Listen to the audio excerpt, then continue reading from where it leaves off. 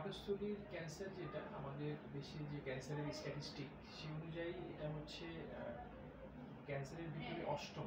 2022 সালে একটি স্ট্যাটিস্টিক করা হয়েছিল। টোটাল বাংলাদেশে যে ক্যান্সারগুলো হয় তার ভিতরে পাকস্থলীর ক্যান্সার হচ্ছে অষ্টম।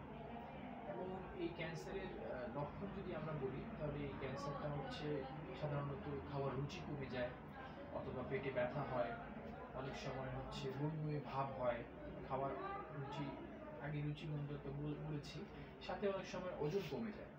তাহলে ওজন কমে যাওয়া, রুচি কমে যাওয়া, এবং অনেক সময় আমাদের কাছে রোগীরা আসে যাদের রক্ত পরিমাণ কমে যাচ্ছে শরীরে। তো এই ধরনের লক্ষণগুলো নিয়ে ক্যান্সারের পেশেন্ট আমাদের কাছে আসে। অনেক সময় তারা বলে যে গ্যাসের সমস্যা মনে করে অনেক দিন ধরে গ্যাসের ওষুধ খাচ্ছেন কিন্তু কোনোভাবে ভালো হচ্ছে না। তো এগুলো হচ্ছে ক্যান্সারের, পাকস্থলীর ক্যান্সারের লক্ষণ।